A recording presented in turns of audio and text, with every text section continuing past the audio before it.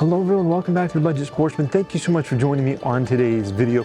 As you can see, today's gonna be a very different kind of adventure, but a huge adventure nonetheless. I'm in the Washington Dulles International Airport, and I am getting ready to board a series of flights that's gonna take me literally halfway around the world.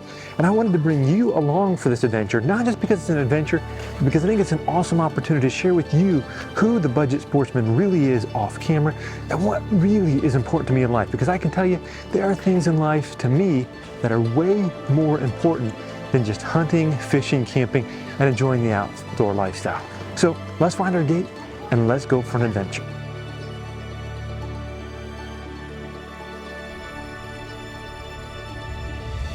So recently a friend of mine pointed out that while I have confessed Jesus Christ on this channel, and while I have mentioned being involved in ministry on this channel, I've never actually told all of you what that ministry actually is. And so this trip is a ministry-related trip, and I thought it'd be an awesome opportunity to bring you along on the trip, tell you what I do outside of YouTube, and show you and tell you the things that are truly important to me. So come on, let's fly halfway around the world, and I'll give you a look into what my life is really all about.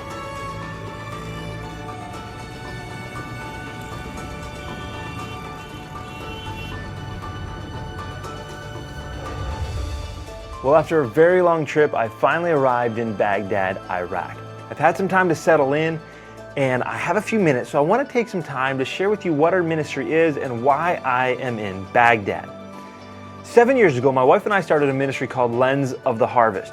The name and the idea behind it comes from a verse in the Bible, John chapter 4, verse 35, where Jesus told his disciples to look on the fields that are white unto harvest.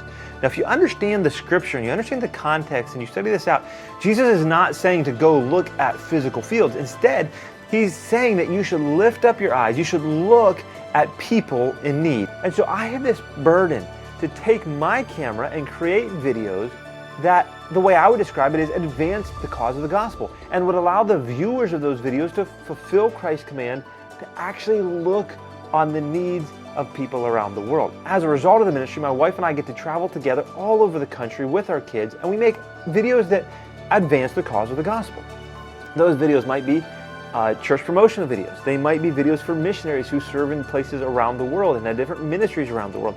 They might be Christian camps or Christian colleges, a number of different things that we get to do. But every once in a while, we get an extra special opportunity to travel overseas to create a video that will allow people to see something they may not ever get to see otherwise. And that's really what this trip is all about.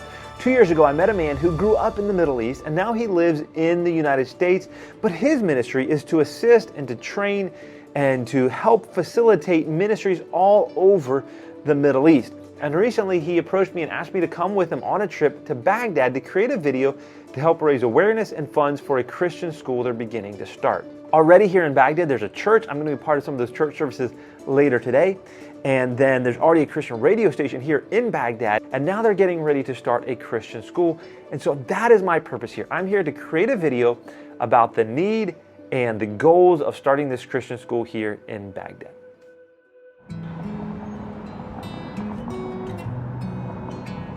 Well, this is our first day in Baghdad, and we actually came over to an amusement park so that I could ride the Ferris wheel and capture some cool footage from the top of the Ferris wheel. But this amusement park is crazy. There's a lot of rides, a lot of people hanging out. Not at all what I expected from the city of Baghdad. We're gonna go and look at the tower that we passed by.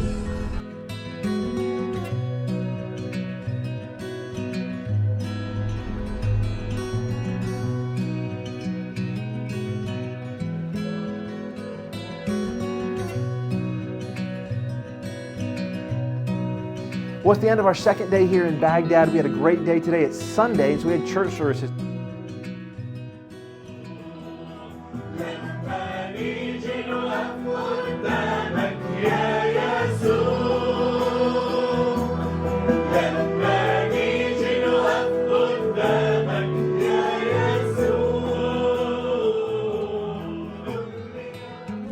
سؤال بسيط. What is in thine hand? فالرب بيقول له يا موسى ماذا تحمل بيدك؟ Now I don't know if Moses was like me. As it's always.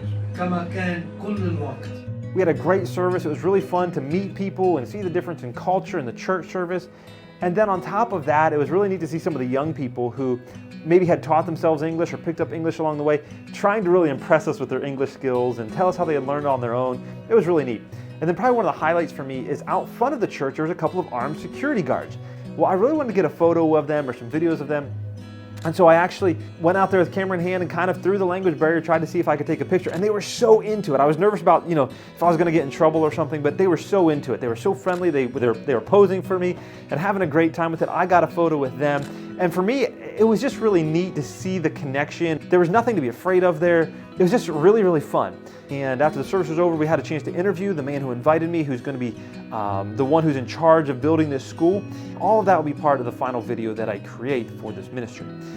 Afterwards, we went out to this restaurant called the Chocolate Bar, and it's nothing like what I would have anticipated to be here in Baghdad. It's a high-end dessert restaurant, really beautiful place. I would call it fancy.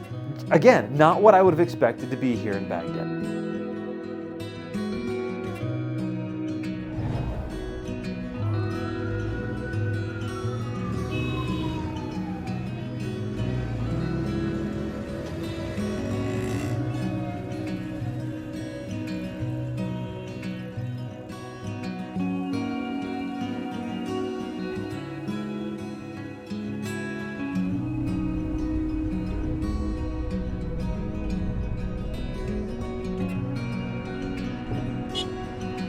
Well, we are here at the location of the new school. This is a tire shop right now, but it's all going to be torn down and built into a new school. We saw all the plans from the architect this morning. It's going to be a beautiful, beautiful place.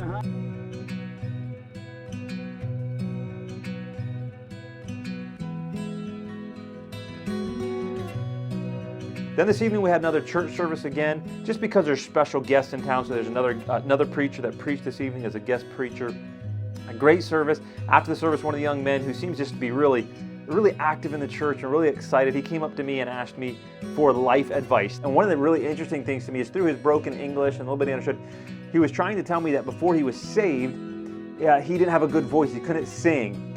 And once he got saved, the Lord changed. He said he gave him grace for his voice and changed it. Now he's singing in church and praising the Lord. And so I pointed him to Psalm chapter 40, verse 3 that says, "And he hath put a new song in my mouth, even praise unto our God. Many shall see it and fear and shall trust in the Lord." And I don't think he'd ever seen that verse before. I told him to get his Bible app out on his phone so he could read in Arabic. And he found the verse and he just thanked me over and over again. And so that was probably the highlight of tonight, is just getting to share that verse with that young man who is using his voice to praise the Lord.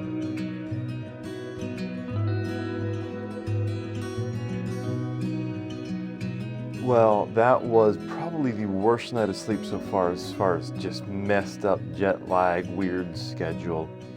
We got a 2-hour drive. Hopefully I can sleep in the car. Let's go see Babylon.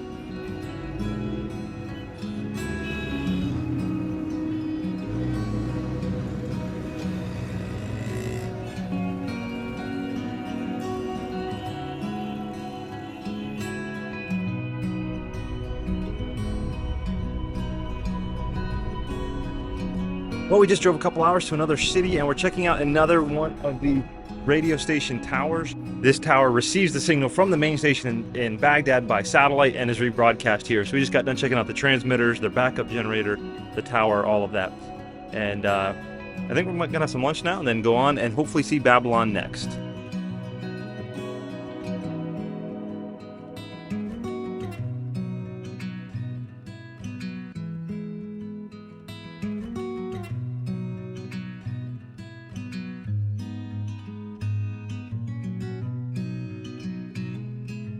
But we are now touring the ancient city of Babylon, the ruins. And some of the stones you can see are original from the days of King Nebuchadnezzar when he would have built Babylon in all of its glory.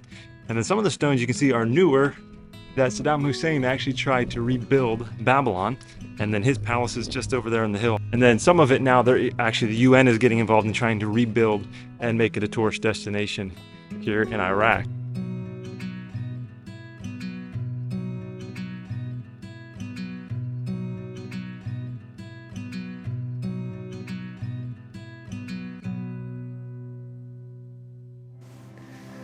So one of the most fascinating things that I've learned during my time here in Baghdad is the impact that the Operation Iraqi Freedom had on the country of Iraq. Now, what I'm about to say, I don't want to dismiss all of the brave men and women, some perhaps even watching this video, who served here in Iraq and sacrificed much. Some faced injuries and PTSD, and of course some even paid that ultimate sacrifice and gave their life. And for that I say thank you so much for your service. But what we never hear is, what did that actually accomplish? And the truth is, all of these ministries that I've been able to be a part of this week and to film, all of these really are only made possible by the freedom that Iraq gained through that war. Just this morning, I was told the story of a family that hosted a prayer meeting in their home during the reign of Saddam Hussein. All of those people that attended that prayer meeting were thrown into jail for various lengths of time. I heard one that was up to 5 years just for attending that prayer meeting. Today, there's a legally recognized church here that has the freedom to meet.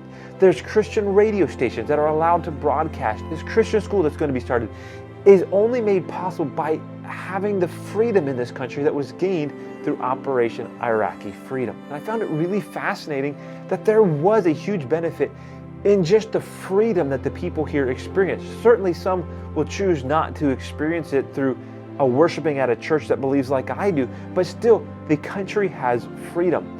And even just to see some of the prosperity and the fountains in the streets and the lights, there's a lot here that took place and booming businesses that have taken place because of the liberty that Iraq now has. And that is something I didn't understand and has been a real eye-opener to me here in Baghdad. It is our 5th and final full day here in Iraq. Tomorrow we fly out to start the long journey back home again. One of the men in the church took us out last night to go to a really neat street where there's a lot of vendors, and it's sort of the market area. It's probably mostly for tourists, but there was many locals hanging out there as well. And there's a lot of folks there. You could take pictures. There's a lot of photographers there. It was just a really neat place, a clean street. Really, I really enjoyed myself. Got a better night of sleep last night. Today we are going to go see Ur of the Chaldees. That is, if you understand the Bible, that is the place where Abraham was born, or where he was from.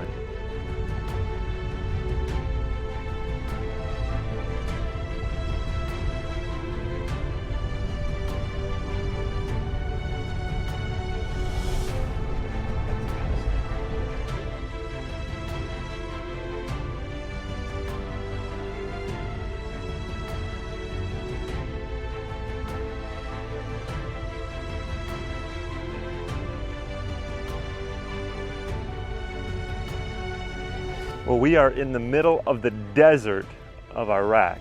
We are in Ur of the Chaldees. This would have been the home place of Abraham. Of course, nobody knows for sure exactly where it is.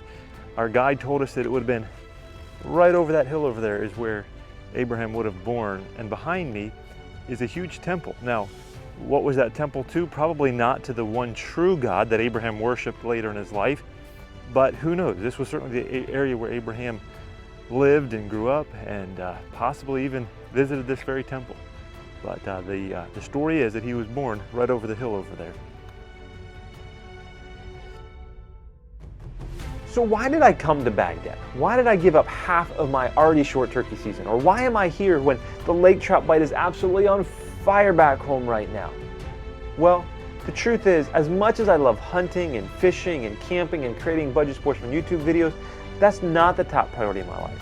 The most important thing in my life is my relationship with God and trying to live my life in a way that pleases God. And I believe one of the ways, not the only way, but one of the ways that I do that is by trying to fulfill His calling on my life. And I believe His calling is for me to create videos that advance the cause of the gospel. And that's what I'm trying to do here in Baghdad, Iraq.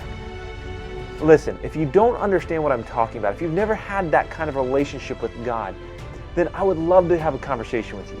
Leave me a comment down below, send me a Facebook message or Instagram message, or shoot me an email, and I would love to talk to you about what it's like to have that sort of relationship with the God of the universe. Listen, I hope you enjoyed coming along with me to Iraq. I hope you enjoyed the video a little bit different, I understand, but I hope you enjoyed it. Let me know what you think of it down in the comments. And until next time, remember to get off YouTube and get outdoors into God's great creation.